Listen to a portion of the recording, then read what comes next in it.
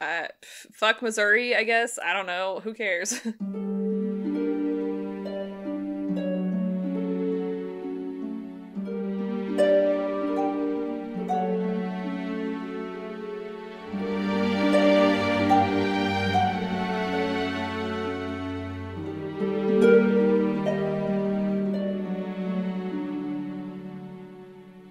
All right.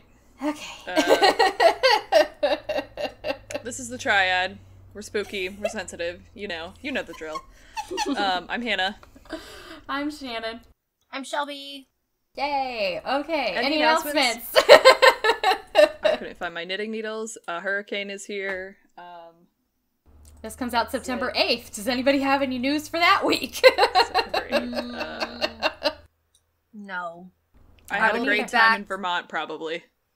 Right, Yeah. like, I'll be back for my second trip to Disney, so I'm gonna say I had a good time, but we don't really know. Vermont was probably great. It always is. I I want to go to Vermont. We didn't go to Vermont, did we? No, we did not go to Vermont. We went to New No. Hampshire. Well, yes, technically we drove through Vermont. We did? Probably. Oh, yeah, we did. To get back. Right? To No. escape. Yeah.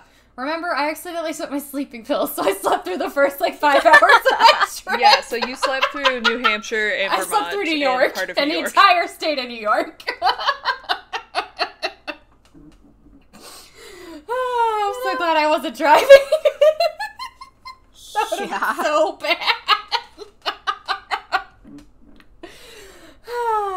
I bet Hannah's glad you weren't driving either. Yeah. Well, because, I just told her, too, I really don't sleep in cars. And then, I immediately fell asleep. And she was like, what the fuck? And then later I realized I was looking at my meds. And I was like, oh, no. Because I take, it's one medication during the day. But I have to take 2 different, sizes to add up to the milligrams that we want me to be on.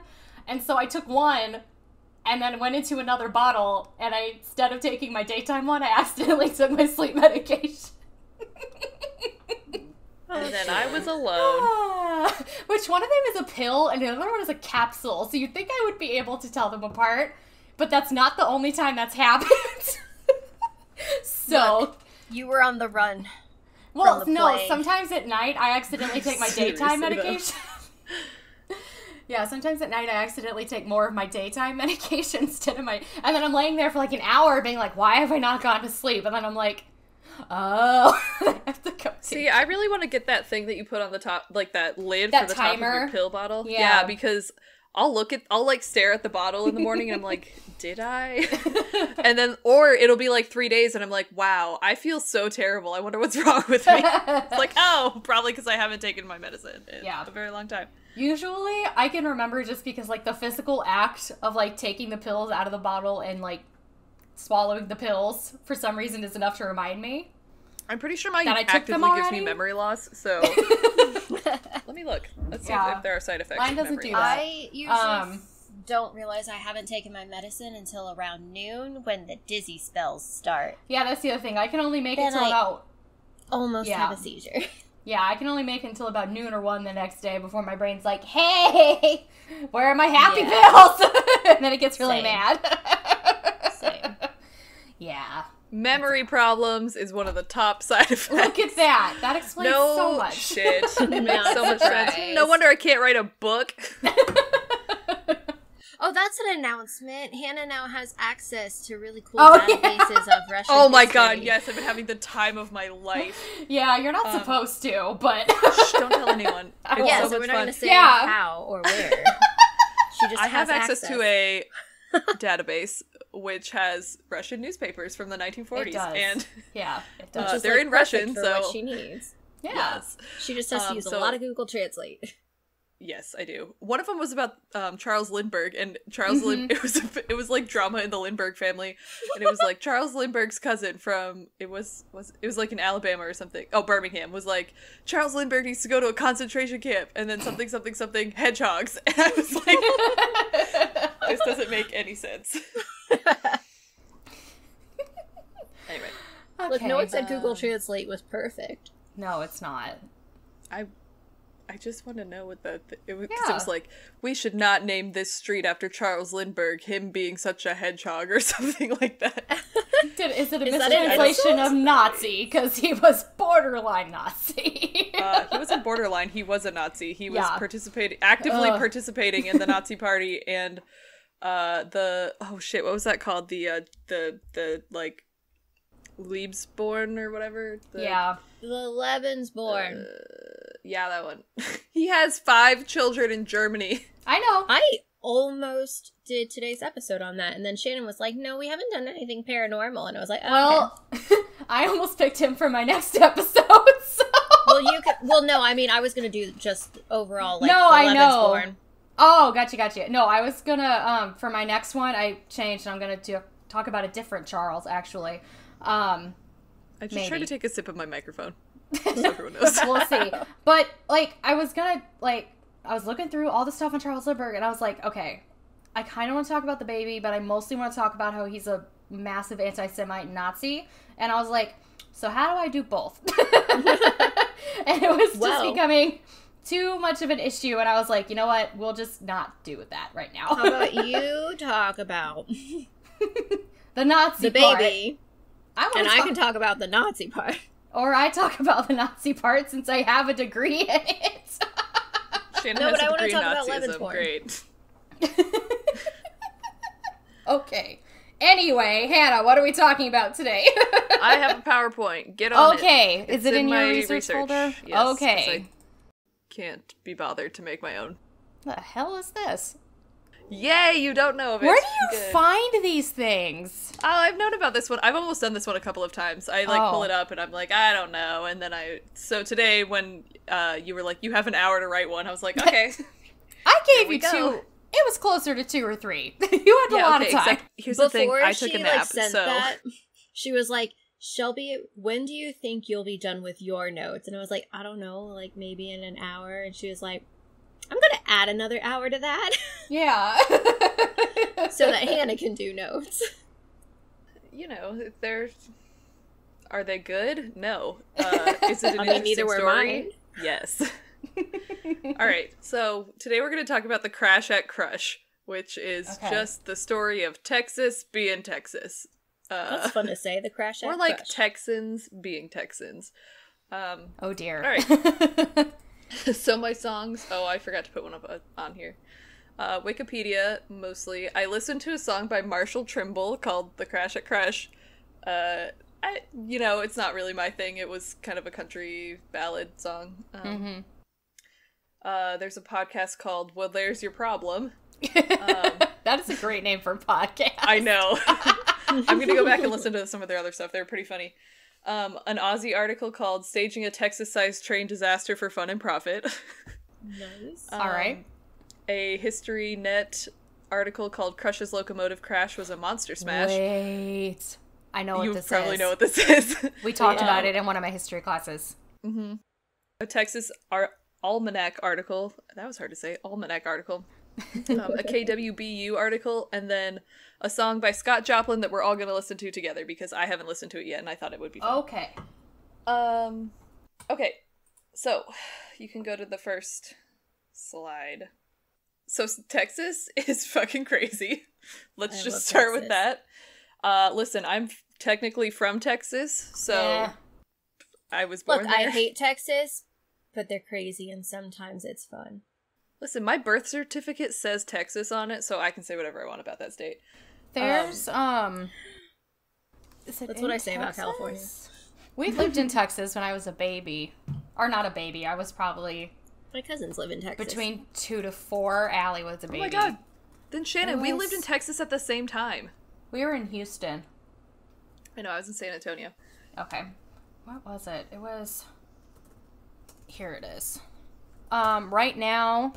Here it is. Found it. In Texas, this is happening right now. The Texas Right to Life made a snitch website for pro-life whistleblowers can snitch on people who are either pro-choice or who have had an abortion. What the fuck? Why is that any of your business?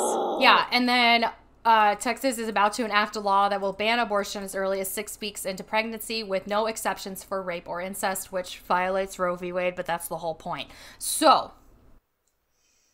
I wish that everyone would just fucking leave each other Texas alone. is also cares? the reason Mind why your own we damn business. Yeah. Texas is also the reason why we have shitty K through 12 textbooks, which we've discussed before. Yes. So, don't get me started. I literally have a PowerPoint that I teach my comp students about don't trust everything you see in a textbook. And it's like, it's the one where it's like, migrant workers from Africa came over and they had such a good time working on the plantations. Yeah.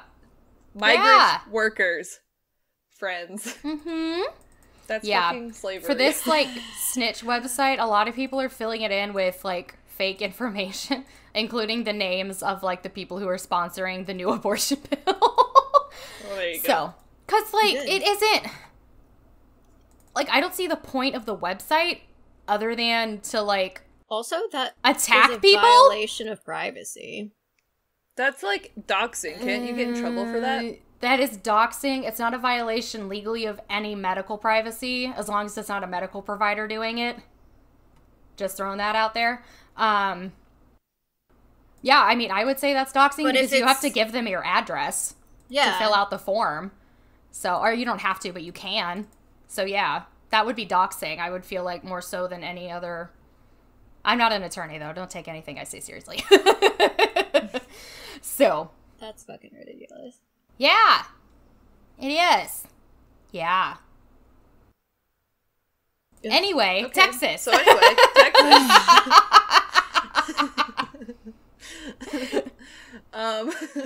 No, that's a good intro. Just shit on Texas this whole episode. Yeah, it's not really Texas's fault what's about to happen in this story, but yeah, they were involved. So in 1896, there was still sort of a economic downturn because history. There was panic of 18. There was like a panic in 1893. An economic panic, I mean. Not just a general panic. Everyone just went outside and screamed. It was an economic... I mean, I wouldn't doubt it. It was an economic... Sounds like an 1893 thing. Yeah, it was an economic depression. The Great Panic. Yeah. It didn't end until 1897. I just Googled it. Yes. So there was kind of, just a dip in the economy. So Texas was, well, and then... Sorry, I don't mean to keep, like, butting in. No, you're fine. One of the reasons that it happened was because, like, 2 of the nation's biggest employers folded, and one of them was a railroad company. So... Oh, well, guess what we're talking about today. Yeah, I know. So, money was really tight, and jobs were few and far between, so the Katy Railroad Company was like, fuck it, let's make a profit. And so they were... they set about devising sort of this creative marketing trick that would increase their passenger revenue. So William George Crush, who was a passenger agent for the KT Railroad, I keep saying it wrong. It's spelled Katy, but it stands for the Missouri, Kentucky... No, that's not right. Yeah, Missouri, Kentucky, Texas Railroad.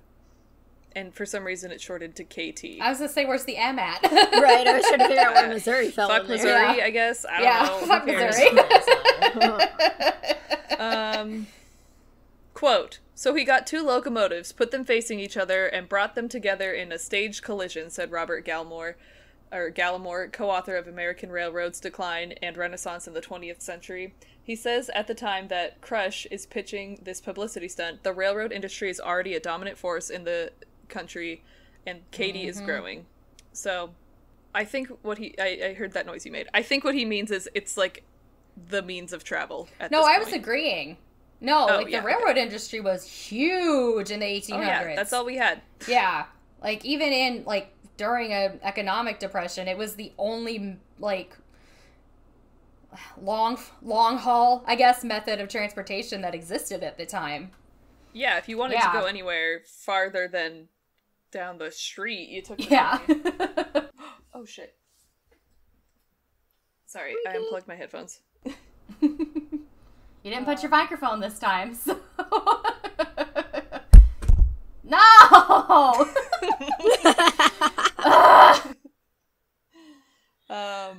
Okay.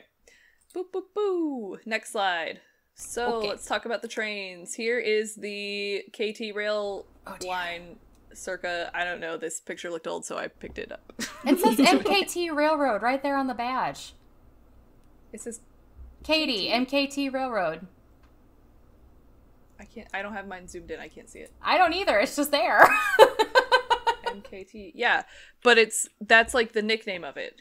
Gotcha. Okay. I don't know why. I can't tell you why that is. That's just what they called it. Gotcha. But it is, yes, it is the Missouri, Kansas, Texas Railroad, also called the MKT, also called the KT. It's so weird.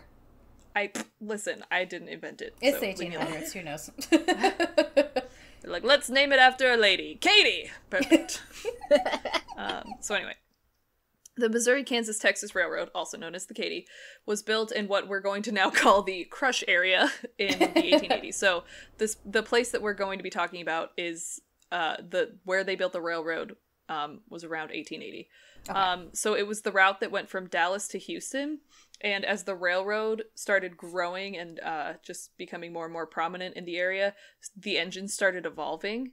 So before, the railroad was using 30-ton steam engines, and those became replaced by the 60-ton steam engines. So that means that the railroad was left with all of these older engines, and they're like, well, what should we do with them? So fucking William Crush was like, guys, I got an idea. Oh, God.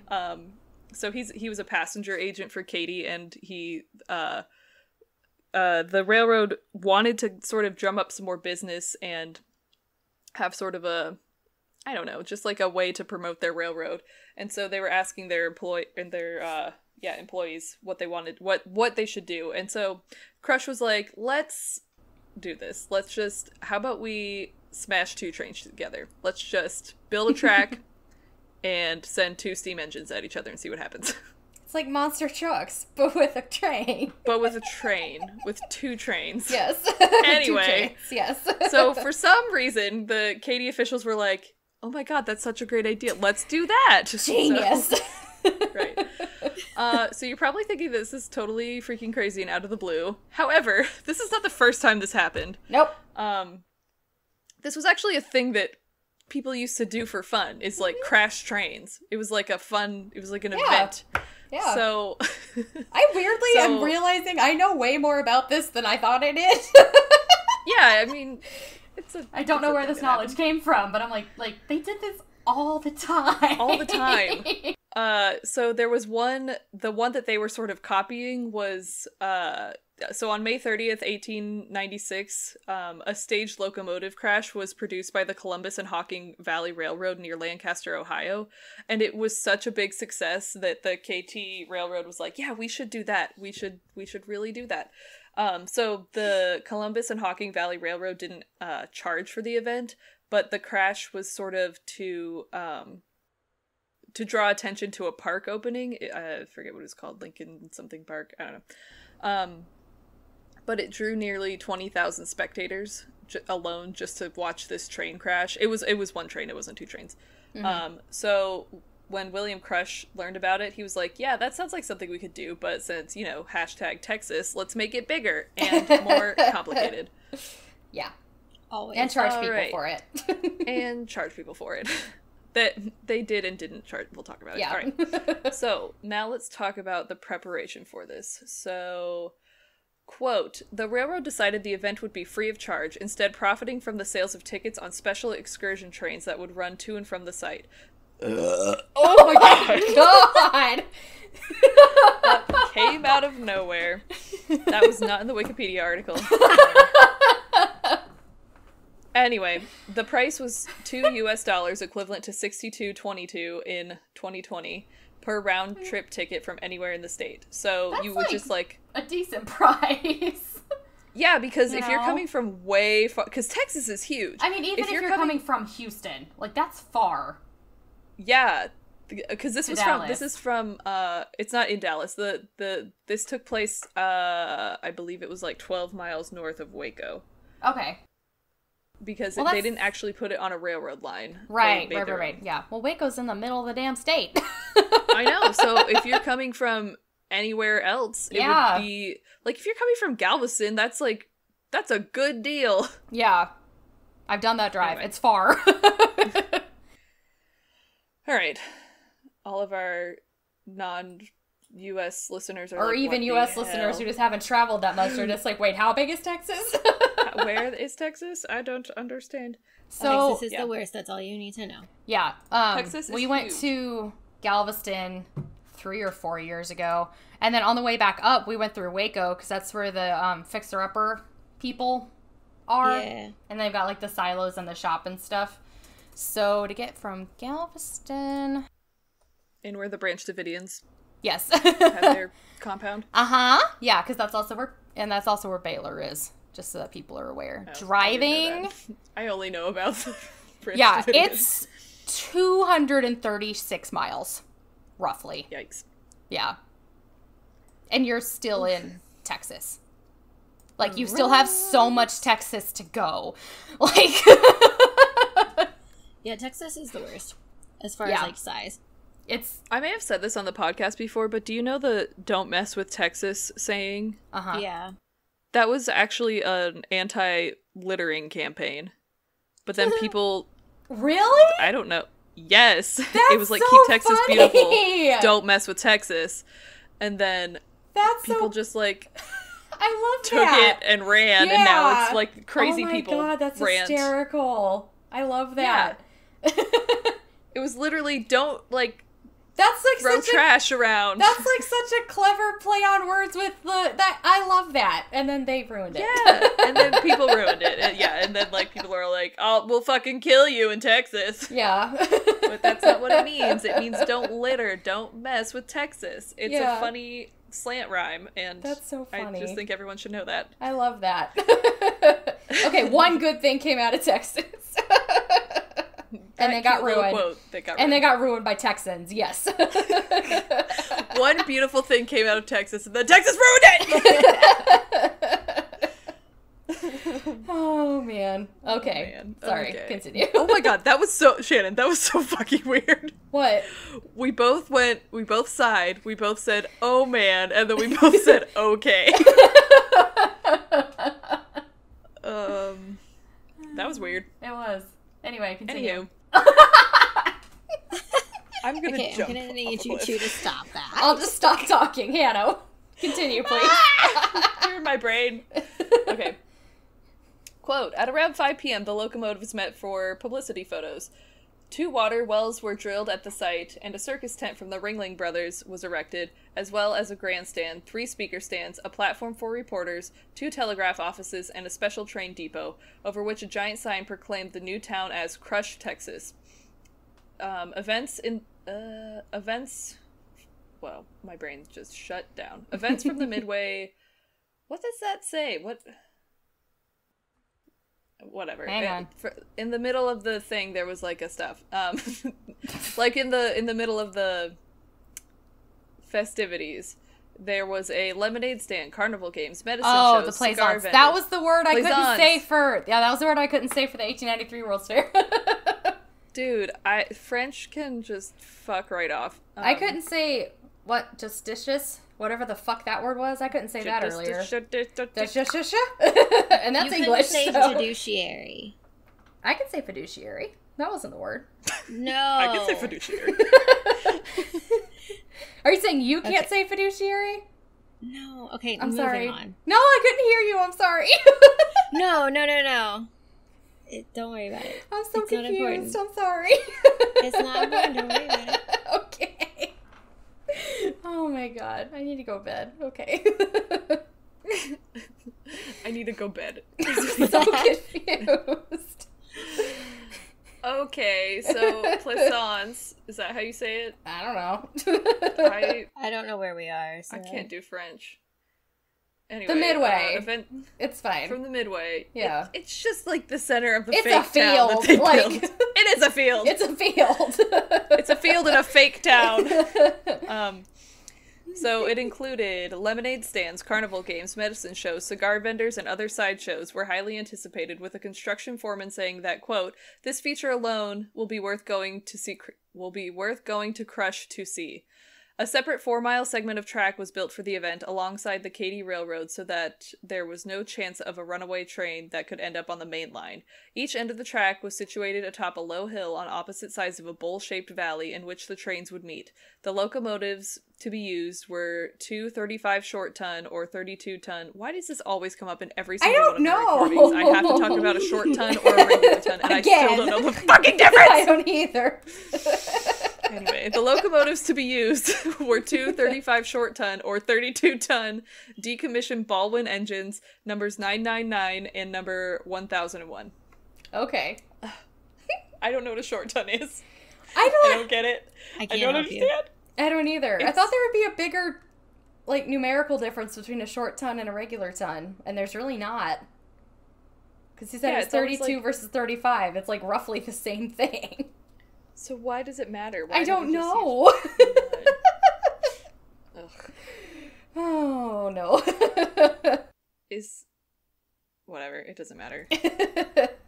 Alright, so a site was chosen, like I said, 40 or 14 miles north of Waco, and about 500 men started laying the tracks and building, like, the midway and all of that. The site was named the Crush Railroad Station, like I said. When asked about the event by the Galveston Daily News, Crush said, quote, "Oh, but it's going to be a smash-up." Like, okay. Ha ha ha ha. Hee hee ha ha.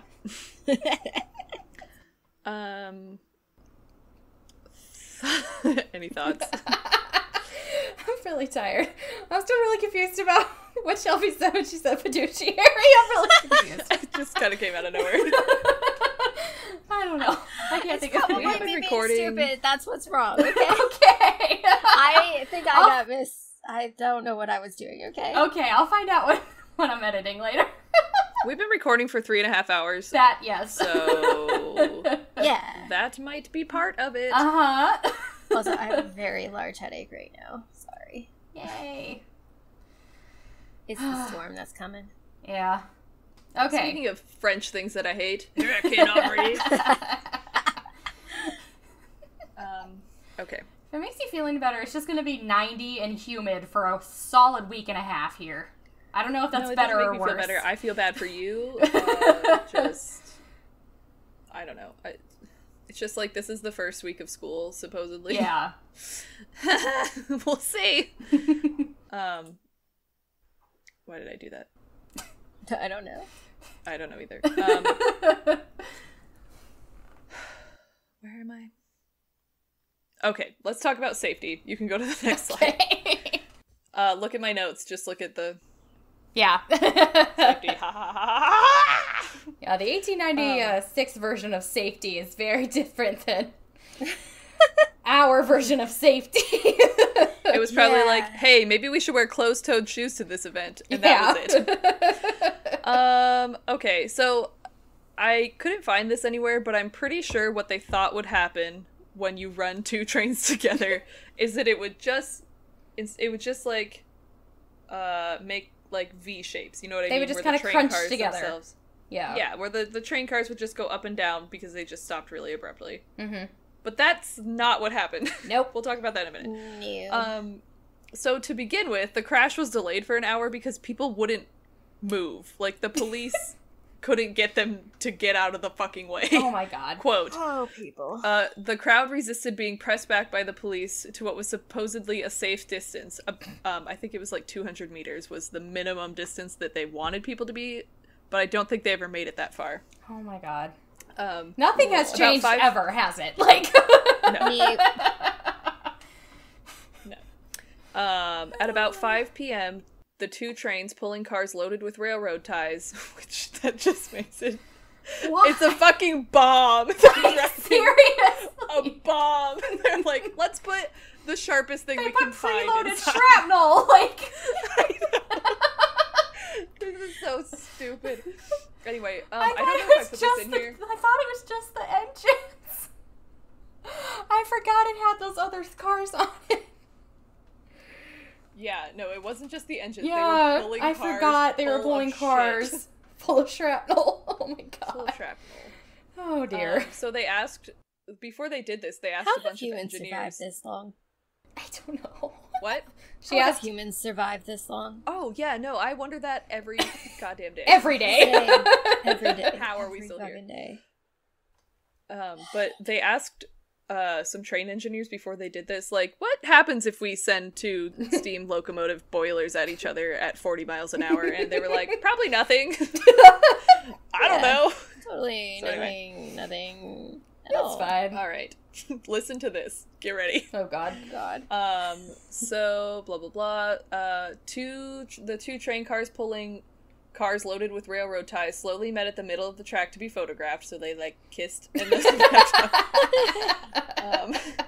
then they were rolled to their starting points at the opposite ends of the track. Crush, riding a white Charger, signaled the start of the main event. The engineers and crew, because someone has to drive the train, remember? The engineers and crew aboard the train opened the steam to prepare or prearranged setting. They rode for exactly 4 turns of the drive wheels and then jumped from the trains. Oh, God. They turned it on. They put a brick on the accelerator. They pointed it out. at something and left. Seriously. So, the September 16th issue of the Dallas Morning News described what happened next. Quote, "The rumble of the two trains, faint and far off at first, but growing nearer and more distinct with each fleeting second, was like the gathering force of a cyclone. Nearer and nearer they came, the whistles of each blowing repeatedly as the torpedoes which had been placed on the track exploding in... Oh my god. Back up. And the torpedoes, which had been placed on the track, exploding in almost continuous rounds like the rattle of musketry. They rolled down at a frightful rate of speed within a quarter of a mile of each other. Nearer and nearer as they approached the fatal meeting place, the rumbling increased, the roaring grew louder." So, it's loud, and they're coming at each other. Yeah. This was maybe not humanity's best idea. Yeah, maybe. No, we're fucking stupid. Okay, so each train that was going about 40... Wow, now I'm really loud. Ugh, Yeah, you are. hold on. You're fine. So each train was going about 45 miles per hour, which is 72 kilometers an hour by the time they reached the anticipated spot. But some people think that they were going faster, which maybe, I don't know. So shortly after the trains collided, there was a large explosion. Gee, I wonder why. No. A crash, a sound of timbers rent and torn, and then a shower of splinters. There was just a swift instance of silence, and then, as if controlled by a signal impulse, both boilers exploded simultaneously, and the air was filled with flying missiles of iron and steel in varying sizes, from a postage stamp to half of a driving wheel. Jesus Christ. Good. We love that. So the trains hit, and then, there was a pause, and then they both blew up because you sent 2 fucking bombs at each other Seriously. at 50 miles an hour. Oh, man. Humanity is so smart. Yep. So debris was blown hundreds of feet into the air. There was a panic, clearly. Obviously. Everyone was running and screaming. Some of the debris came down on spectators, and 2 people were killed. And at least another 6 were injured. One of the photographers who was there, named Jarvis Joe, what is his name? Dean? With an extra E for some reason. Of Waco, lost an eye to a flying bolt. So a fucking bolt went through his eye. Nope. I think you. And the locomotives and their boxcars were reduced to scraps of wood and steel. So basically, yeah, it didn't make a little... Oh, look at that cute crunch. Haha, so cute. Anyway, Yeah. Here's a souvenir picture. No, it, blew up and killed a bunch of people. Yeah. Quote, "All that remained of the 2 engines and the 12 cars was a smoking mass of fractured metal and kindling wood, except one car in the rear of the train, which had been left untouched. The engines had both been completely telescoped, and contrary to the experience in such cases, instead of rising in the air from the force of the blow, were just flattened out. So, yeah, instead of, like, hitting each other and going up, and, like, being straight up in the air against each other, they flattened each other because no shit. Yeah. Punched my microphone in frustration. I heard.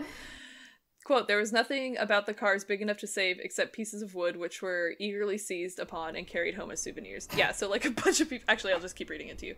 So this is from the KWBU article. Quote, Ron Miller, a physicist and instructor at Texas State Technical College, says that when the collision happened, given everything we know, like mass and speed, the trains hit with such a force of impact ranging from 1 to 2 million pounds of force. Jesus Christ. And then the boxcars, since they were also behind it, they carried an additional waves of force. So even though the engines hit each other, the boxcars were still pushing into it. Mm-hmm. He has this quote, but I didn't understand it, and maybe you guys will get it, but, like, science doesn't make sense to my brain. Quote, if you hit a baseball with a bat, the force goes extremely high for a short period of time, and then drops off as the ball runs away. What is happening here is that you get a secondary crash due to the fact that the first box catches up. Mm-hmm. So I guess. Yeah. Okay. Do you want me to explain it, or do you get it? No, now that I've said it out loud, I okay. understand it, but when I was reading it before, I was like, okay, those are just words on paper. Yeah. Sometimes it helps to read it out loud. Yeah. Like, oh, wait, yeah, no, I'm just dumb. This makes sense. Yeah. So, like I said, at least 2 people died. I couldn't find their names. Anyway, and then that photographer lost his eye, and screws and bolts were lodged inside his head. And then the crowd also, when they went to go pick up things from the wreck, they didn't, like, wait. It blew up, and they were like, whoa, crazy! And they went and picked stuff up, even though it was said to be burning, and, like, a bunch of people burned their hands, and they're like, ow, God, it hurts. Anyway, put it in my pocket. So people are dumb. Yes. Okay, next slide. So here it is on the moment of impact. That's just a blur. Well, they didn't have... No, like, I know. I'm not... Yeah. They didn't have action cameras. I know. But, so, like... wasn't invented, Shannon. Still, you can tell that things are exploding and flying through the air. Yes. I was gonna say, you could see, like, off on one side, the, like, cars and stuff. Look, a train car. And then, look, probably 2 steam engines blowing up. Yeah. You could see, like, fire in there. And shrapnel. So again, the force of these 2 hitting each other was equivalent to hitting a stationary solid object at 90 miles an hour. So, like, if you drove your car into a wall at 90 miles an hour, that's what would have happened. Yeah. Oh wait, this says 2 young men and a woman were killed. I don't know. It's hard to tell because after this happened, it was like very hush-hush. They were like, we're done with it. Nobody talk about it. Nobody look at it. I was gonna say, they probably don't even know for sure. Mm-hmm. And so there wasn't a lot of evidence left over from after the wreckage because, like I said, all of those people just came in and took parts of it. So it wasn't even like it could be examined for, not like forensic evidence, but like for, wow, we really fucked up. We should see what it looks like when 2 steam engines hit each other. But all of the debris was gone. Go for science. Not even for science. So the railroad settled all the claims that were associated with this. Quote, the story made national headlines, and Crush was immediately fired from the KT Railroad.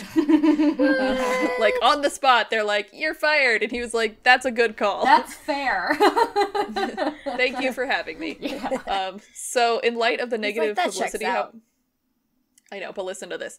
In light of the negative publicity, however, he was rehired the next day. What? I know, they're like, you're fired! Just kidding, come back and fix this. Wait.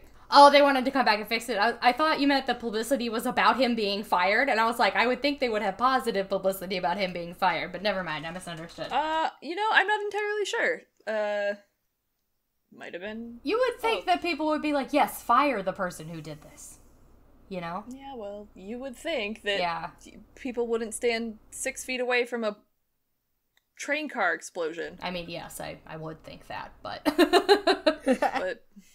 but here we are. What would 1896 think? Let's see. Rehired. And he continued to work for the company until his retirement in a career spanning 6 decades. Jesus Christ. I know. The KT Railroad quickly settled several lawsuits from the victims' families, amounting to $10,000, which is equivalent to about $311,000 in 2020. That's it? Yeah. Damn. Which, I don't remember, also, they're, like, in a big recession, too. That's true, yeah. So they were like, yeah, I forgot about that part. Yeah. Here's $1. Sorry that you lost your eye. Earlier? Okay, so, sorry, I don't mean to interrupt you. I keep doing that, but I just keep thinking of more random shit to say. So, please, look we're almost done and we're I know. 40 minutes in. I think I've mentioned before that there is a chart that tells you how much money you'll get in workers' comp if you lose a limb. Yes, you have told us that. Yeah, when I was looking for, my health insurance stuff earlier to try to find an allergist, I have a, loss of limb coverage in my insurance. I love that for you. And it's only... cash in on it? Hang on, let me find it. No, thank you. I'm good. I like my limbs where they are. I was gonna say. Let me find it. Robot arm. I'm good. Technology hasn't come quite that far, Hannah. My, it's pretty close. My limbs are, the only things that actually work. So, let me see if I can find it. All right, so I need to get your insurance, and then we can cut off one of my limbs. If that's what you want to do, you go right ahead and do that. Look, I'm not going to get involved in that. The entire left side of my body already doesn't work, so it's fine. Well, where did it go? Now I can't find it. Wait, I found it. No, I didn't. Okay. I did! It's the dismemberment limit. They'll pay up to... It's $5,000. That's it? Yeah. Oh, never mind. That's not worth it. That's not even gonna pay for your new robot arm. I think that might be the amount that I have to pay before they'll start doing stuff. Oh. Yeah. I have to pay for $5,000 if I get dismembered, but anything beyond that, they will cover. Well, just get a really cool robot arm. Go for, the high-range robot arm. No, I think that's wrong, too, because there's an accidental death limit of $5,000, too. I don't know. Either way, I have a dismemberment limit on my health insurance now, so that's fun. Maybe they'll only pay $5,000 for your dismemberment. Yeah, maybe. I don't know. That's really cheap of them. It is. It really is. Yeah, also the cost of my medications went up on my end, so... That was a fun shock when I went to Walgreens yesterday. Things were $20 more than they used to be. Yeah, after the crazy lady in front of us. Oh my god! That took forever. The Walgreens here, so they're doing drive-through COVID tests, which is great, but they only have one window open at all. So we went through the drive-through because I didn't feel like going inside, and it was bad inside too because I tried the day before. There were 2 people in front of us doing a COVID test. We were in the line for so long. We were in the line for upwards of half an hour. Yeah, but I tried to go the day before, the line was just as long, so I went inside and it was 10 people deep. So I was like, I'd rather sit in my air-conditioned car than get out and stand inside. Right. Anyway, moral of the story, I have a dismemberment limit on my health insurance. Well, I'm happy for you. Thank you. Does it count for fingers and toes? Because that is. It doesn't say. Yeah, it doesn't say. I feel like pinky toes are about worth $5,000. They're not. Yeah. They're not super useful. No. Anyway. Yeah. That's just something to think about. You can tape a little cashew on instead. Yeah. Okay. So, quote, though the incident had resulted in tragedy, the KT benefited enormously from the attention it received, including international recognition. Despite the disaster, many railroads continued to stage locomotive collisions in the following years. Yeah. So they were like, yeah, people died, but they might not see us run this off a cliff? Yeah. In 1976, the Texas Historical Commission erected a historical monument in West Texas, which is a few miles from the site, which we'll look at in a moment. So Another thing that happened from this is that people started to sort of monetize off of all of the, I don't know, excitement of the crash at Crush. So, let's see. A quote, this is from, no, I don't remember which one it's from. It's from one of the ones I mentioned. Quote, a cottage industry of sorts even grew up around the disaster. Ragtime legend Scott Joplin composed the hit, The Great Crush Collision March, and countless Texas businesses attempted to exploit the newfound infamy. One Galveston clothier? How do you say that? I don't know, Clothier. actually. Clothier. Okay. Sure. Promising his own head-end collision because hard times have wrecked high prices. So, I don't know. They must have been funnier then. But let's all click on this YouTube link and we can watch Scott, or listen to the Scott Joplin thing that I haven't listened to yet. Ready, set, go. I have an ad for the Senate Democrats first.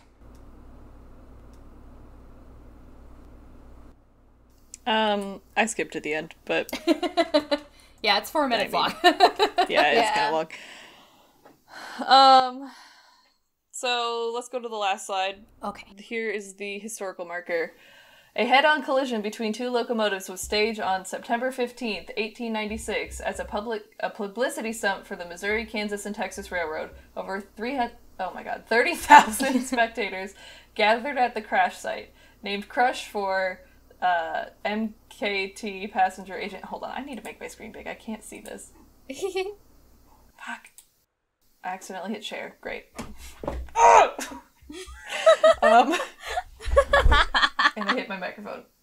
And now it won't go away. Oh my god. Do you need me to read this? Yeah, if you would. Okay. The crash at Crush. A head-on collision between two locomotives was staged on September 15th, 1896, as a publicity stunt for the Missouri, Kansas, and Texas Railroad. Over 30,000 spectators gathered at the crash site, named Crush for MKT passenger agent William G. Crush, who conceived the idea. About 4 p.m., the trains were sent speeding toward each other. Contrary to mechanics' predictions, the steam boilers exploded on impact. I can't tell which of these are commas or periods, sorry. Propelling pieces of metal into the crowd. 2 persons were killed and many others injured, including Jarvis Dean of Waco, who was photographing the event. Yes. There you go. Thanks. Sorry, I had to get out of my PowerPoint because it died. Well, that's the last slide, so, you know. Yeah, that's it. That's it. Okay. That's all I have. I don't know. Like I said, I didn't know I would be writing this today, but also that's really all the information there is. I wish I knew more about William Crush. I looked, I tried to find some information about him, but it's really just like, yeah, he worked for the train company and came up with this idea. The end. Mm-hmm. So, yeah. Anyway. I don't know, thoughts? I mean, like I said, this unlocked a memory that I already knew about this, but yeah, I think it's like something that you learn, like, oh, isn't that so funny? There was this train crash. Moving on. Yeah. It's another thing where it's not Victorian nonsense, it's Gilded Age nonsense. But yes. I feel like Gilded Age nonsense is sometimes on par with Victorian nonsense. It is. They're just honestly, because Gilded Age isn't as repressed. It's not as repressed as the Victorians. Yeah. So they're like check this shit. Victorian Age is like, we didn't know anything yet. And then Gilded Age is like, we have all this cool newfound technology, but we still don't know jack shit. So. You know what? I just Googled it. Burke and hair was not technically during the Victorian era. Wait, when was it? I was gonna say, because Queen Victoria wasn't queen until like. Well, why did you say that until the episode? Why did you say that during the episode? Well, I don't know. It was technically you said it was Victorian era. It was technically the Georgian era. Yeah, because Victoria became queen in 1837. Yes, I know. Okay, so then Shannon and I look like big idiots. They're saying we know everything about the Victorian era.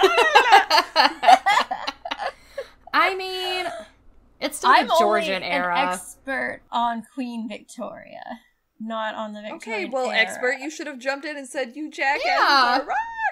I'm sorry. I honestly didn't think about it until we were like 90% done, and I was like, See, that would have been even funnier if you'd said it then. Now it's a whole episode later and people are calling you stupid on the internet. I'm gonna have to put a thing at the beginning to be like, hey, we realized 2 episodes later it's not the Victorian era. I hope that's cool. Oh my God, that was 2 episodes ago. Literally 2 episodes.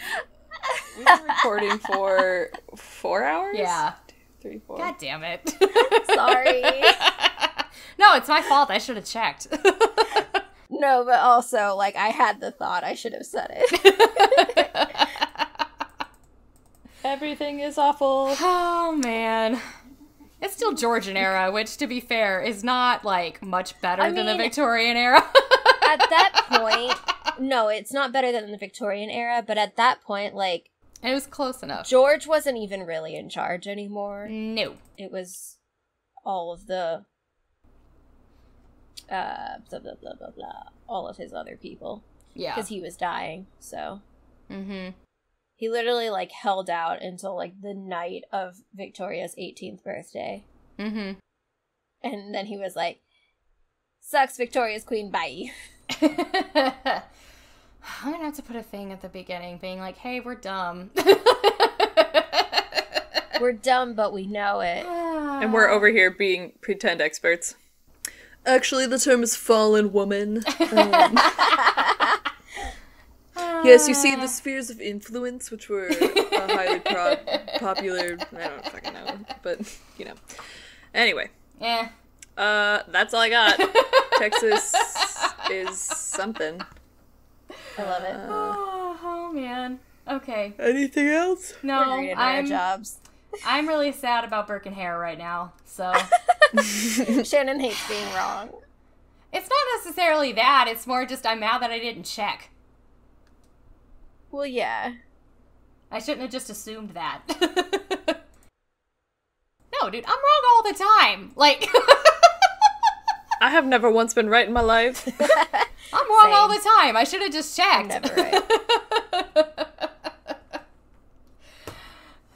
Anyway, okay. All right. Our ending is that we have no ending. Don't blow up a train, I guess. And apparently Google things that you think is basic knowledge before you actually learn it, because you're wrong.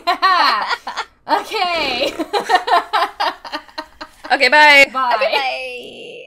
Thanks for listening to The Triad. Our music is by Scott Buckley. Our audio is recorded by our sound engineers, Craig Bott and Audrey Credo. If you like the show, please rate, review, and subscribe on Apple Podcasts, Spotify, or wherever you get your podcasts. You can also follow us on social media. We're on Instagram, YouTube, and Tumblr as The Triad Podcast. We're also on Patreon as The Triad. Currently, all Patreon funds will go towards the cost of hosting the show. Each tier has its own rewards, but every patron receives our undying gratitude. Do you have comments, questions, or stories? Email us at thetriadpod@gmail.com. And thank you again for listening to The Triad, where we're spooky but sensitive.